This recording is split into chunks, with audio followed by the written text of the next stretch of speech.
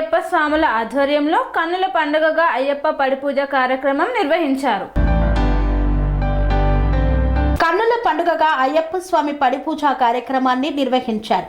సాయిగుప్తా గురుస్వామి సంతోష్లు చిలకలగూడలోని నివాసంలో అయ్యప్ప స్వామికి అభిషేకం, అయ్యప్ప పడిపూజను అంగరంగ వైభవంగా చేపట్టారు. రమేష్ గురుస్వామి ఆధ్వర్యంలో వారి బృందం అయ్యప్ప స్వాములు భజన పాటలు పాడుతూ అయ్యప్ప పడిపూజలో పాల్గొన్నారు.